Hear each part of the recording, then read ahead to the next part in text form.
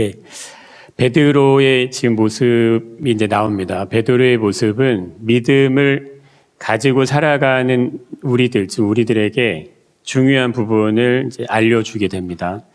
우리 안에 믿음이 있는가 하는 부분이에요. 믿음이 있다면 어떤 믿음이 있는가 하는 겁니다. 본문의 제자들은 이제 상태가 굉장히 지쳐 있죠. 탈진해 있다고 할 수 있습니다. 늦은 저녁부터 새벽 시간이기 때문에 굉장히 오랜 시간 이제 배에서 사투를 벌이는데 바람으로 인해서 물결로 어려움을 당하고 있어요. 그러니까 배는 계속해서 출렁이는 거죠. 큰 배가 아니기 때문에 엄청나게 출렁이는 그 현장에서 중심을 잡고 서 있는 것도 힘들잖아요. 이게 배가 계속 움직이니까. 어쩌면 죽냐 사냐 이런 위기감이 느껴질 정도의 어떤 상황에 지금 이 제자들이 있습니다. 성경은 지금의 상황에 대해서 고난 중에 있다 이런 표현을 이제 써주는데, 고난 중에 있는 제자들에게 이제 캄캄한 아무것도 보이지 않는 그 바다 위에 이제 어떤 점이 예수님이 이렇게 쫙 걸어오시는 거예요. 어두운 바다 한가운데서 무엇인가 이게 작은 물체가 보이는 이제 점점점 가까워온다. 굉장한 두려움으로 다가올 수 있는데, 예수님을 볼 때 이 제자들이 그랬다는 거예요. 두려움에 사로잡혀 있는 모습을 이렇게 보이고 있죠.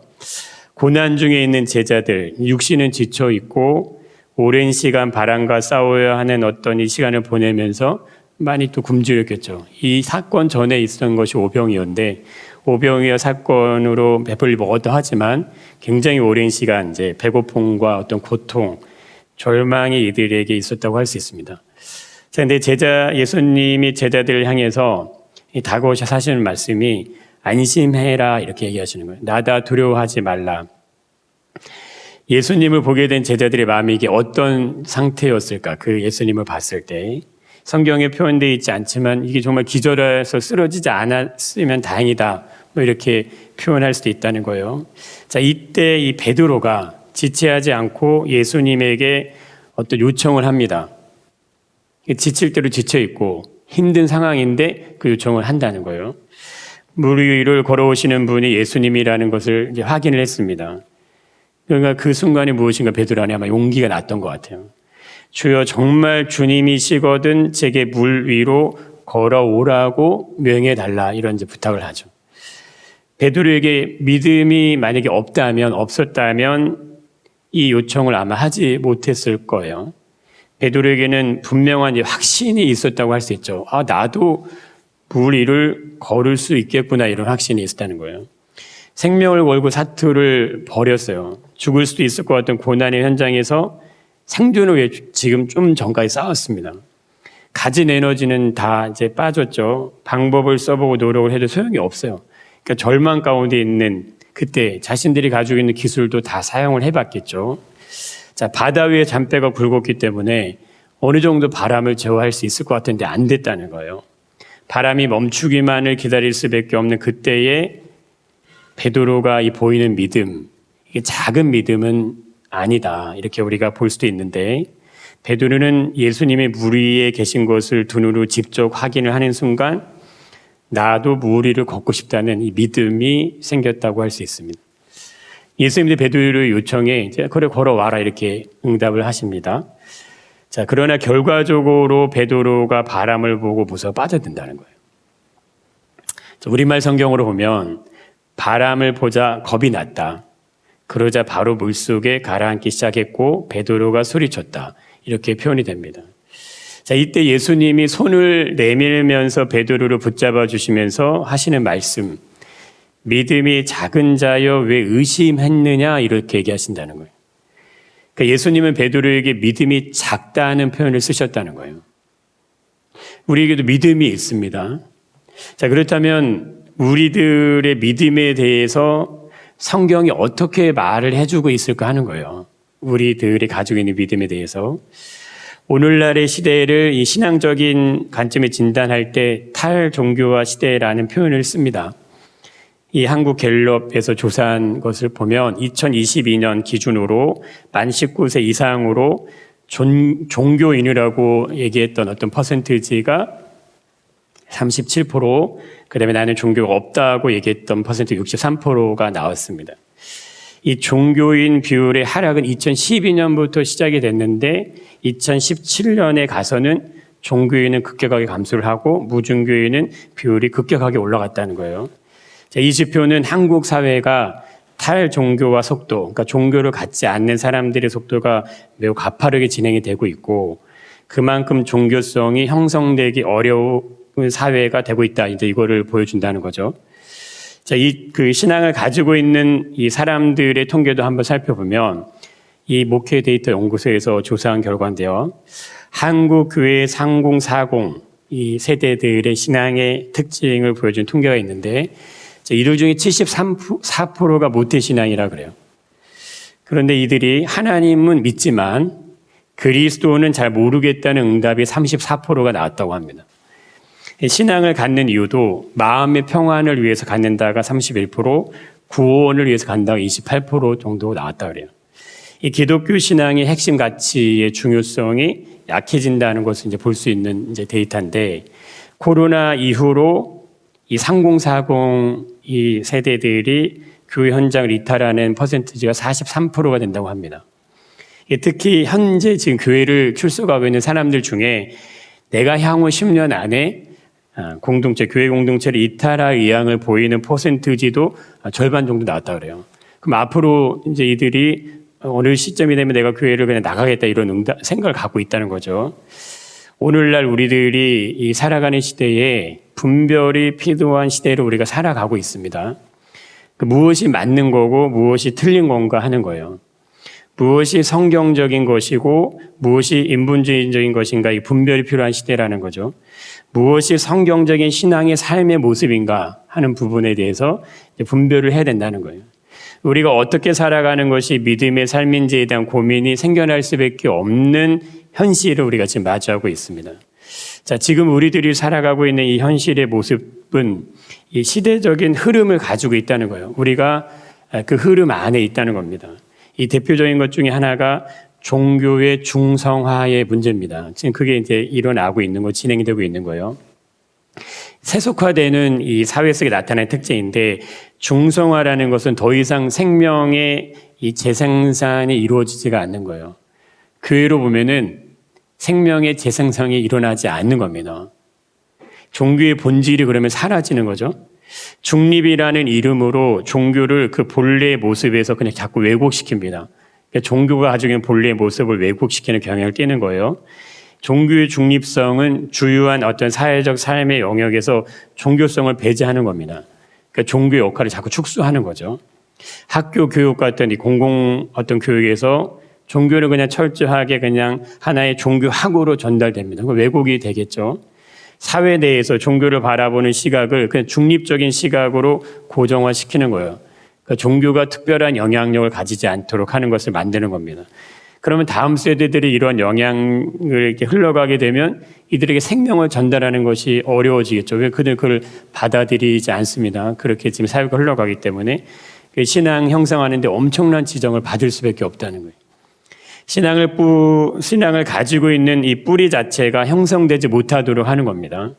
자, 또 다른 부분에서 이 개인주의로 흘러가는 이 시대의 흐름입니다. 개인주의는 현대 사회를 살아가는 사람들에게 신앙과 점점 멀어지는 방식으로 진행이 됩니다. 그래서 나 자신을 위해 사는 것이 중요하다고 응답하는 퍼센티지가 67%가 나왔습니다. 나에 대한 관심은 실제로 이전보다 자신을 위해서 시간과 비용을 더 많이 투자해야 된다. 이게 자꾸 퍼센티지가 올라갑니다. 그러니까 심리적으로 나를 위한 투자를 아끼지 않는 마음은 계속 늘어난다는 거 그것이. 자, 그런데 이런 모습은 타인에 대한 관심은 반대로 적어진다는 겁니다. 적어지면서 타인이 나를 어떻게 생각하냐, 이거에 대한 것은 계속 또 올라간다는 거예요. 그러니까 내 자신이 어떻게 비춰지는가에 사람들이 초점이 맞춰진다는 거예요. 교회 안에 있는 우리들이나 신앙이 없이 일반적으로 사회생활을 하는 어떤 사람들이 모두 다 이 하나의 거대한 흐름 속에서 영향을 받고 있다는 거예요. 그러니까 이 부분을 우리들이 이제 거부할 수가 없다는 겁니다. 이게 사회적이고 문화적이고 현상적인 모습들이라는 거예요. 이것을 신앙적인 측면에서 본다면 이 세속화의 흐름 속에 우리는 있다는 거예요. 지금 우리가 그 안에 들어가 있다는 거고, 세속화의 흐름은 교회는 점점 신앙의 형성 동력을 상실하게 만듭니다. 그래서 잃어버리게 만드는 거예요. 개인에게 점점 더 신앙의 이유가 사라지는 현상들이 나타날 수밖에 없다는 거예요. 그러니까 종교를 가지지 않는 비율이 점점 늘어나고 종교를 갖더라도 그냥 종교성만 갖는 거예요. 그냥 교회만 왔다 갔다 하는 정도의 어떤 모습만 가지게 하는 겁니다.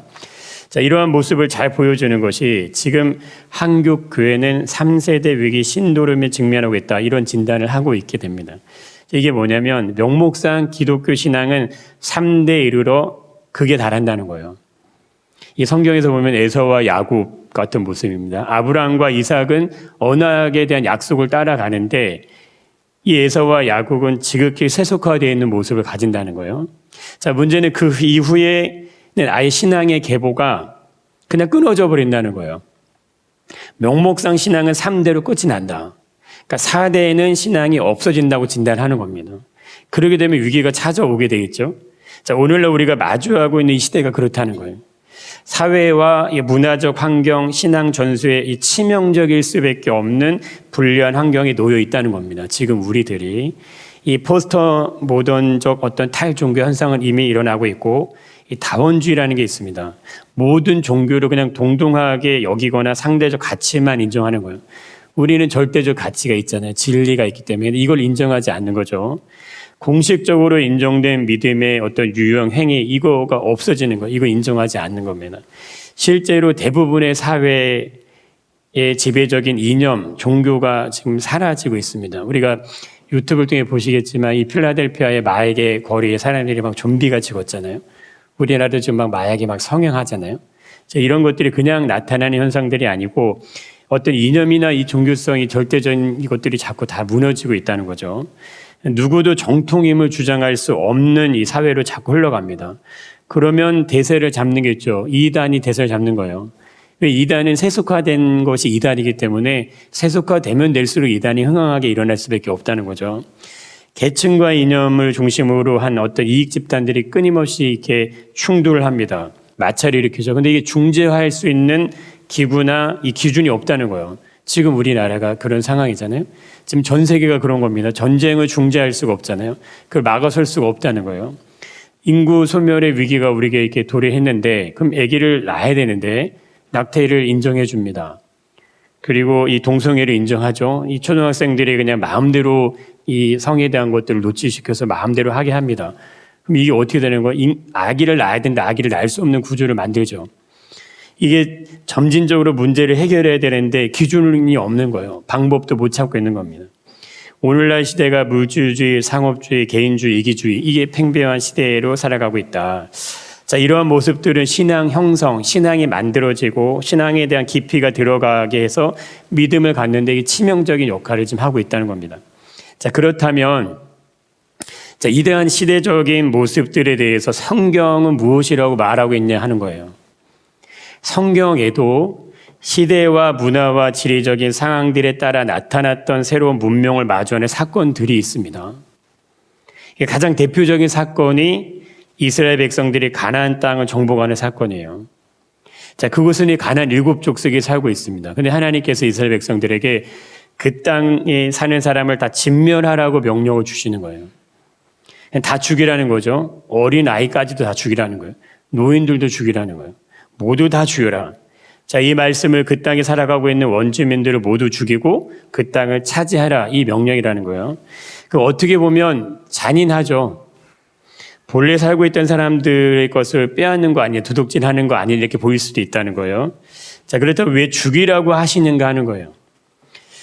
이스라엘 백성들이 가나안 땅을 정복하는 이 사건이 오늘날 시대의 흐름과 매우 유사한 부분이 많다는 거예요.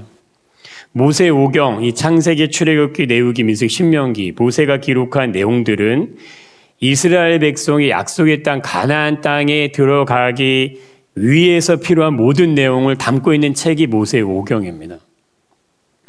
그러니까 가나안 땅은 단순한 장소가 아니라는 거예요. 가나안은 세상의 나라라고 볼 수 있다는 겁니다. 가나안 땅에 들어가는 것은 하나님의 나라가 세워지는 거예요. 하나님의 통치가 그 나라에게 임하는 것을 보여주는 게 그 정복입니다. 자, 믿음의 백성들이 세상의 나라를 정복하는 거예요. 그 나라에 하나님의 법이 실행될 수 있도록 그 통치가 이루어질 수 있도록 하는 것이 모세 오경의 내용입니다. 그래서 이것을 철저하게 준비를 시키죠. 하나님의 백성들이 가져야 되는 정체성, 너희들이 누구냐 이걸 알려주고 너희들이 무엇을 해야 될지도 알려주는 거예요.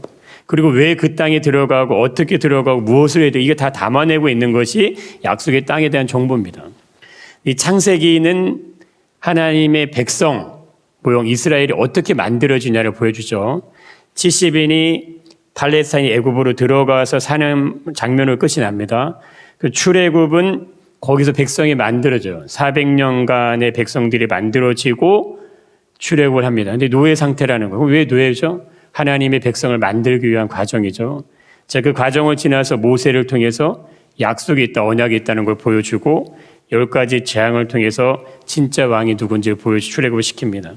자, 민수기 출애굽을 하고 난 다음에 이들이 머문 땅이 시내산이요. 시내산에서 하나님 명령을 줍니다. 인구를 계수해라.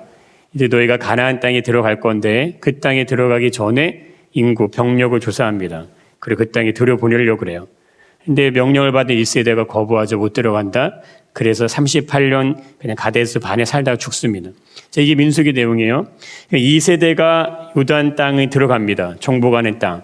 자, 이때 모세가 알려줘야 되죠. 이스라엘의 정체성, 이스라엘 나라가 어떤 나라인지, 왜 너희들이 여기 있는지. 이게 신명기의 내용이에요. 자, 그럼 레위기는 어떤 책일까요? 하나님의 법에 대한 내용입니다. 그리고 하나님이 너희와 함께 하신다고 하는 성막에 대한 내용이에요. 그럼 법과 성막의 내용을 한 번 들어서 알 수 없기 때문에 그걸 기술해라, 기록으로 남겨. 그게 레위기라는 거예요. 자, 가나안 땅을 정복하기 위해서 모세가 아닌 여호수아가 데리고 들어가죠. 자, 여호수아는 그 땅의 정복 정제에 대한 기록입니다. 그런데 이 부분에서 모세도 여호수아도 고백하는 고백이 있어요. 자, 그 고백을 한번 보겠습니다. 한번 읽어보겠습니다. 또 모세에게 이르시되 너는 내 조상과 함께 누려오니와 이 백성은 그 땅으로 들어가 음란히 그 땅 이방 신들을 따르며 일어날 것이요 나를 버리고 내가 그들과 맺은 언약을 어길 것이라. 자, 이거는 모세가 마지막 신명기 마지막에 하나님 모세에게 주신 말씀이에요. 모세가 죽기 전에 주신 말씀이에요. 너는 이제 내 조상과 함께 돌아갈 거야. 너네 죽게 될 거야. 근데 이 백성은 그 땅, 가나안 땅에 들어가서 어떻게 되면 음란히 행할 거야. 그 땅이 이방 신들을 따를 거야. 그리고 나를 버릴 거야. 하나님을 버린다는 거예요. 내가 그들과 맺은 언약을 그들이 어길 거야. 이거 얘기합니다. 자, 여호수아가 이스라엘 백성들 데리고 가나안 땅에 들어갔습니다. 여호수아가 죽는 그 시점, 죽기 전에 여호수아도 비슷한 동일한 얘기를 합니다. 읽어보겠습니다. 그러므로 이제는 여호와를 경외하며 온전함과 진실함으로 그를 섬겨라. 너희 조상들이 강 저쪽과 애굽에서 섬기던 신들을 치워버리고 여호와만 섬기라는 유언과 비슷한 얘기를 남겨요. 너 이렇게 해야 된다. 너희도 꼭 그렇게 해라. 그러면서 여호수아가 얘기하죠. 오직 나와 내 집은 여호와를 섬기겠다. 이렇게 선언을 합니다. 백성들이 뭐라고 고백을 하냐면 백성들이 얘기하죠. 우리가 결단코 여호와를 버리고 다른 신들은 섬기지 않겠습니다. 이렇게 선언합니다. 얘기합니다. 자, 이때 여호수아가 모세와 같은 얘기를 합니다. 한번 읽어보겠습니다. 여호수아가 백성에게 이르되 너희가 여호와를 능히 섬기지 못할 것은 그는 거룩하신 하나님이요 질투하신 하나님이니 너희의 잘못과 죄들을 사하지 아니하실 것임이라. 자, 이게 여호수아가 가나안 땅에 들어가 있는 백성들이 하는 얘기예요. 너희가 능히 여호와를 섬기지 못할 거다. 왜? 그는 거룩하신 분이신데 질투하시는 분이신데 너희 잘못과 죄들을 사하지 않으실 거다. 이렇게 얘기한다는 거예요. 자, 이들이 들어가려고 하는 가나안 땅의 모습이 도대체 어떠한 모습이기 때문이길래 이스라엘 백성이 실패할 수밖에 없냐. 자, 가나안 땅에 들어간 이 광야 2세대, 이 경험을 해보지 못한 땅이죠. 정보가 없습니다. 그래서 그 사회에 대한 모습을요, 미리 다 기록해 놓습니다. 다 상세하게 기록을 레위기에다 다 기록해 놓습니다. 당시 가나안 땅은 문명의 극치, 지금의 현대 사회하고 비슷하다고 보시면 됩니다. 이들이 공유하고 있는 문명 문화, 그동안 경험해보지 못한 이 신기루인 거예요. 이스라엘 백성 광야 2세대가 볼 때는. 그러니까 노예로만 살았던 부모 세대, 부모님들이 노예로 살다가 출애굽했잖아요. 자신들은 광야에서 태어나서 광야만 봤습니다. 자, 이 세대들이 상상할 수 없는 쾌락이 있어요. 그리고 탐욕이 있고 정욕이 난무한 세대가 가나안 땅입니다. 자, 그래서 모세를 통해 사전에 이 정보를 다 주시는 거예요. 이 땅은 이런 땅이야, 이런 땅이야. 가나안 땅에 들어가서 어떻게 살아야 될지를 아주 자세하게 설명을 다 해주십니다. 마치 믿음의 사람들이 세속적인 세상에 살아가게 될 때 어떻게 사는 것이 믿음의 삶인지를 설명해 주시지 아주 조목조목 디테일하게 다 설명해 주신다는 거예요. 자, 백성들의 입장에서 이 정보가 있기 때문에 변명을 할 수가 없는 겁니다. 이미 정보가 주어졌기 때문에. 자, 이것이 레위기 18장의 이 가나안 땅에 대한 모습을 단면적으로 보여줍니다. 왜 그 땅을 진멸하고 했는지가 나오는 장면이 있습니다. 여호와께서 모세에게 얘기하세요. 너는 이스라엘 자손에게 말하여 이르라. 너는 여호와 너희의 하나님이라. 그러면서 이렇게 얘기하십니다. 한번 보십시오. 자, 여기 이렇게 나옵니다. 내 어머니 하체를 범하지 말라. 너는 내 아버지 아내의 하체를 범하지 말라. 내 아버지의 딸, 내 어머니의 딸 그들의 하체 범하지 말라.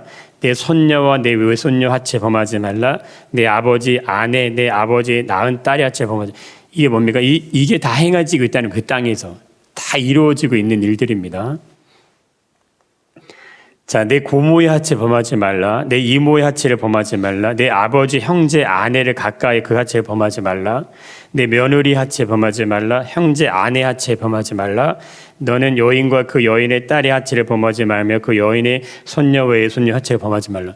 이 어떤 땅인지 아시겠죠? 그 땅에서 무엇이 행해지고 있는지 아실 겁니다. 자, 그리고 또 다른 거죠. 너는 결단코 자녀를 몰래기 바치는 겁니다. 그래서 이 자녀를 태워 죽이는 거죠. 내 하나님의 이름을 욕되게 하지 말라. 이 일이 지금 일어나고 있는 겁니다. 자, 여자와 동침한 같이 남자와 동침하지 말라. 동성연애가 일어나고 있죠. 자, 짐승과 교업하는 겁니다. 짐승과 교업, 자기를 더럽히지 말며 여자는 짐승 앞에서 교업하지 말라. 이런 일들이 지금 그 땅에 행해지고 있는 겁니다. 자, 지금의 이 나라의 우리의 현실의 모습과 전혀 다르지 않다는 거죠. 자, 가나안 땅이 어떤 사회인가를 정확히 말씀해 주십니다. 어떤 기준이 없어요. 절대적인 진리가 여기는 존재하지 않습니다. 반드시 지켜야 될 기준 이것이 없는 거예요. 규칙이 없는 거예요. 그러니까 절대 선이 존재하지 않는 사회. 오늘날 우리 세상에 세속화되어 가기는 동일한 모습을 가지고 있는 게 이 가나안 땅의 모습입니다. 자기의 소견에 옳은 대로 그냥 행동하는 사회입니다. 내가 원하는 대로 행동하는 거예요. 죄악이 관영하죠. 불법이 자행되죠. 불의가 이 파괴적으로 사회 질서, 규칙, 사회법이 다 무너지죠. 이 대표적인 모습이 가나안 일곱 족속에 보인다는 거예요. 그래서 하나님이 이 땅을 다 진멸하라 이렇게 얘기하신다는 거예요. 자, 오늘날의 세상과 가나안의 모습은 별반 다르지 않다는 거죠. 우리들이 마주하고 있는 시대의 모습이 오늘날에 생겨난 것이 아니라는 겁니다. 지금 이 시대의 모습들이 고대 모세 시대에도 그랬다는 거예요. 노아의 홍수 시대도 그랬고 소돔과 고모라 시대로 그랬다는 겁니다. 오늘날만 특별하지 않다는 거예요. 이 포스트 모더니즘 시대, 지금 어떤 믿음의 탈종교화가 일어나고 있는 시대, 다원주의, 물질주의, 상업주의, 개인주의, 이기주의, 이 모든 이 시대에 흘러가고 흐름이 있지만 성경의 역사에서 이런 흐름은 늘 일어났다는 거예요. 늘 존재했다는 겁니다. 성경은 이런 시대의 모습에 대해서 이미 다 확인을 시켜주고 계십니다. 언제나 새로운 문명과 문화가 일어날 때마다 그곳에 이런 어떤 모습들이 있었다는 거예요. 오늘날 첨단과학의 인공지능 시대가 만들어지고 있습니다. 앞으로 미래 사회에 그런 인공지능의 시대가 열리죠. 앞으로 5년 안에도 엄청난 일자리가 다 없어진다 그래요. 이런 우리 현실을 마주하고 있습니다. 자, 가나안 땅에 대한 이 약속은 아브라함에게 먼저 주신 약속이죠. 아브라함에게 하나님 창세기 15장에서 약속을 줄 때 뭐라고 얘기하시냐면 한번 읽어보겠습니다. 내 자손은 사대 만에 이 땅으로 돌아오리니 이는 아모리 족속의 죄악이 아직 가득 차지 아니함이다. 자, 그 땅에 살아가는 족속 중에 한 족속, 아모리 족속. 그 족속의 죄악이 아직 가득 차지 않았다. 그 땅의 죄악이 아직 차지 않았다. 이거를 430년 동안 애굽에 있었기 때문에 아브라함으로 거슬러 올라오면 적어도 600년 이전에 하나님이 미리 예언해 주시는 거예요. 미리 알려주는 거예요. 그 땅에 너희가 들어갈 건데 아직 죄악이 간영하지 않았다. 이 얘기 하신다는 겁니다. 하나님께 그 땅에 벌어지고 있는 모습들을 다 알고 계신다는 거예요. 가나안 일곱 족속에 대한 죄악을 하나님 다 보고 계십니다. 상세하게 그 땅의 모든 죄악에 대한 상세한 설명들을 알려주시는 거예요. 그 땅이 이런 땅이라고. 이 이유가 뭘까요? 너희들이 들어가서 정복당하면 안 되고 정복해라 이겁니다. 너희들이 세상 가운데 들어가서 가나안에 들어가서 정복당하면 안 돼. 정복을 해야 돼. 이걸 알려주시는 거예요. 하나님의 나라가 세상의 나라를 변화시켜 내도록 하는 것이 이스라엘 백성들 부르신 목적이에요. 정복당하는 자가 되지 말고 정복하는 자가 되도록 그렇게 준비시키는 거예요. 그렇게 철저하게 준비시키시는 거예요. 오늘날 우리에게 믿음을 주신 이유는 믿음을 가지고 세상 속에서 하나님 백성으로 살아라 이거예요. 세상에게 정복당하지 말고 세상을 정복해라 이겁니다. 그렇던 베드로에게 믿음이 작다, 왜 의심했느냐 이 표현이 예수님의 말씀이 오늘을 살아가고 있는 우리들에게 매우 중요하다는 거예요. 작은 믿음으로는 무리를 못 걷는다 이겁니다. 작은 믿음 뒤에 따라오는 표현이 있죠. 왜 의심했냐는 표현이 나온다는 거예요. 자, 의심했다는 표현은 원어적으로 두 마음이에요, 두 마음. 지금 베드로에게 두 마음이 있다는 거예요. 의심하는 건 마땅히 품어야 될 마음 위에 다른 마음을 베드로가 갖고 있다는 거예요. 이 모습 이스라엘 백성들이 모세와 여호수아 앞에서 하나님만 섬기겠다고 고백을 했지만 막상 가나안 땅에 들어가서 하나님을 떠나게 되는 마음과 같다는 겁니다. 백성들에게도 믿음이 없는 게 아니에요. 믿음이 있어요. 하나님의 뜻을 따르지 않으려고 한 것도 아니에요. 따르고 싶어요. 그러나 결과적으로 배교를 한다 이겁니다. 떠난다는 거예요. 하나님께서 이스라엘 백성들의 모습에 대해서 그럼 어떻게 하시겠냐? 하나님이 모세에게 이걸 알려주십니다. 한번 읽어보겠습니다. 내가 그들에게 진노한다. 또 그들을 버리며 내 얼굴을 숨겨 그들에게 보이지 않게 할 것인즉 그들이 삼킴을 당하며 허다한 재앙과 환난이 그들에게 임할 그때에 그들이 말하기를 이 재앙이 우리에게 내림은 우리 하나님이 우리 가운데 계시지 않은 까닭이 아니냐 할 것이다. 본인들이 이렇게 얘기할 것이라는 걸 얘기하시죠. 하나님이 그들을 어떻게 하겠다는 얘기를 다 상세하게 모세를 통해 알려주십니다. 이스라엘 백성들이 가나안 땅에 들어가서 그들의 문화에 세속화되면서 그들과 동일한 모습으로 바뀌게 될 것이다. 가나안 땅에 들어가기도 전에 미리 다 얘기하신다는 거예요. 자, 또 그들이 돌이켜 다른 신들을 그들이 따를 것이고 모든 악행으로 말미암아 내가 그때 반드시 내 얼굴을 숨기겠다는 거예요. 하나님이 드러나지 않으시겠다고 얘기하시죠. 내가 그들의 조상에게 맹세한 바 젖과 꿀이 흐르는 땅을 그들의 인도에 들인 다음에 먹어서 배부르며 살찌면 돌이켜 다른 신들을 섬기며 나를 멸시하며 내 언약을 어길 것이다. 오늘날 시대하고 딱 말떨어지죠? 동일한 모습이죠. 자, 여호수아가 죽기 전에 백성들이 했던 아까 말씀 한번 다시 읽어보겠습니다. 여호수아가 백성에게 이르되 너희가 여호와를 능히 섬기지 못할 것은 그는 거룩하신 하나님이요 질투하신 하나님이시니 너희의 잘못과 죄들을 사하지 아니하실 것이다 이렇게 얘기하신다는 거예요. 여호수아의 말씀은 하나님이 거룩하신데 너희는 거룩하지 못할 거다 이렇게 얘기하는 거예요. 너희는 거룩을 잃어버리게 될 것이다 이걸 얘기한다는 거예요. 자, 오늘날 믿음의 길을 걷고 있는 우리에게 성경이 얘기하는 겁니다. 내가 거룩하니 너희도 거룩해라 이거 얘기하시는 거예요. 하나님의 자녀들이 세상 속에서 세속화되어 가면 믿음을 잃어버릴 수밖에 없고 하나님을 잃어버리게 될 거다 이거 얘기하신다는 거예요. 자, 거룩이 뭐냐 그럼 하나님의 말씀을 지키는 겁니다. 말씀대로 살아가는 거예요. 세상의 방법대로 가나안 땅의 어떤 풍습과 문화 그냥 이거에 젖어서 그냥 따라가다 보면은 어떻게 된다? 너희가 모두 다 하나님을 버리게 될 것이다. 이거 얘기하시는 거죠. 세상의 가치관은 우리가 따라가야 될 기준이 절대 아니라는 거예요. 세상이 어떻게 바뀌든 어떤 상황이 일어나든 어떤 일들이 벌어지든 우리의 삶의 기준은 말씀이 기준입니다. 우리 말씀을 따라가는 거예요. 성경이 말하는 것이 우리의 삶의 인생의 목적이 되어야 됩니다. 그래야 이길 수 있는 거예요, 세상을. 나는 성경의 말씀대로 살아가는 사람이다. 그 사람이 그리스도의 사람이에요. 그것이 우리의 정체성입니다. 내가 하나님을 믿는다는 것은 하나님 말씀대로 살겠다는 거예요. 그 사람이 믿음을 따라 세상을 살아가는 겁니다. 예수님도 말씀하시죠. 세속화되어가는 세상 속에서 우리의 신앙이 어린아이와 같지 않다면 어떻게 되는 거냐? 예수님도 얘기하십니다. 한번 읽어보겠습니다. 진실로 너희에게 이르노니 너희가 돌이켜 어린아이들과 같이 되지 아니하면 결단코 천국에 들어가지 못하리라. 이거 우리말 성경으로 보면 내가 진실로 너희에게 말한다. 너희가 변화되어 어린아이들처럼 되지 않으면 변화되는 거예요. 변화되어 어린아이들과 되지 않으면 결단코 하늘나라에 들어갈 수 없다. 자, 여기서 진실로 너희에게 이르노니 너희가 돌이켜, 이런 의미는 예수님이 중요한 말씀을 하실 때마다 썼던 의미예요. 이거 완전히 틀다라는 뜻이 있습니다. 그러니까 완전히 돌아서는 거예요. 그러니까 되돌아가는 방향으로 그냥 가던 방에 잠깐이 아니고 완전히 돌아서는 겁니다. 어린아이처럼 순수하고 겸허한 어떤 영적인 영성으로 전환이 되는 거예요. 완전히 바뀌는 거예요.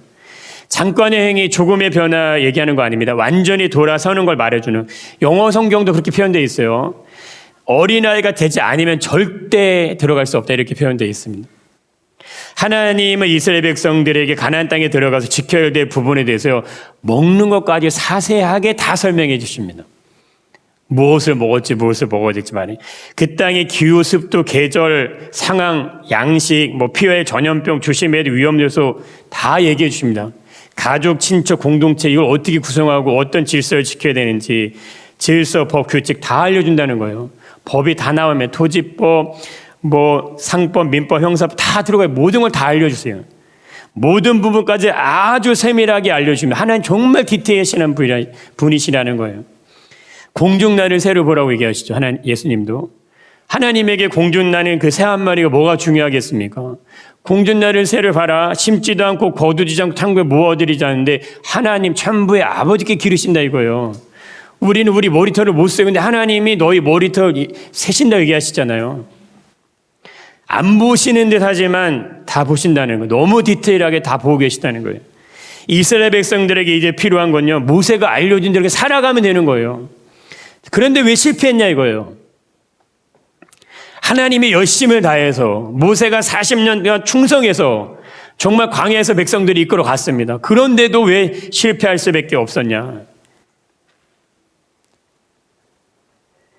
이스라엘 백성들 향하여 내 얼굴을 숨기겠다고 왜 하나님은 그렇게 얘기하시냐 이거예요. 그렇게 열심히 하나님이 이스라엘 백성들을 만들어 놓으셨는데 가나안 땅에 직접 들어가 보니까 그 사람들이 살아가는 문화, 살아가는 모습을 보니까 확신이 있었어요. 자신감이 그 땅에 들어가기 전에는 절대 하나님 배신하지 않겠다 확신이 있었습니다. 자, 그런데 막상 들어가 보니까 안 되는 거예요. 뭐가 안 됩니까? 자신들이 가지고 있었던 믿음보다 가나안 땅이 더 강력한 거예요. 내가 가지고 있는 믿음보다 세상이 더 강력한 거예요. 본문의 말씀으로 보면 두 마음 품는 겁니다. 가나안 땅은 자신들이 보고 누려왔고 알고 있던 삶보다는 전혀 다른 삶이에요. 더 화려하고 찬란하고 더 유혹적인 문화들이 그냥 눈앞에 보입니다. 자, 오늘날로 보면 세상 사람들이 더 잘 사는 거예요. 더 잘 되고 더 부유한 겁니다. 더 좋은 것들을 누리며 살아가는 거예요. 그거에 대한 부러움이 생겨나는 거예요. 나도 그것을 갖고 싶은 마음들이 우리 안에도 막 생겨납니다. 하나님의 약속 언약 말씀보다 세상의 풍요와 번영의 삶이 더 좋아지는 거예요. 우리는 광야에서 맨날 보던 것이 광야밖에 없었어요. 근데 막상 세상에 들어가 보니까 세상이 너무 좋아 보이는 거예요. 세상의 문화, 풍요, 발전된 모습을 보면서 변질돼 갑니다. 서서히 변질돼 가는 거예요. 결국 하나님의 말씀대로 살지 않아요. 세속화되어 버립니다. 그렇게 변질되는 거예요. 이스라엘 백성들에게 믿음이 없는 것이 아니었죠. 그러나 믿음이 약한 상태라 이거예요. 강력한 세상을 만나게 되었을 때가 문제가 되는 겁니다. 베드로처럼 물속에 그냥 빠져드는 거예요. 믿음이 없지는 않지만 베드로에게 말씀하셨던 의심하는 자요. 왜 작은 믿음이라고 말씀하시는 것처럼 그렇게 되는 겁니다.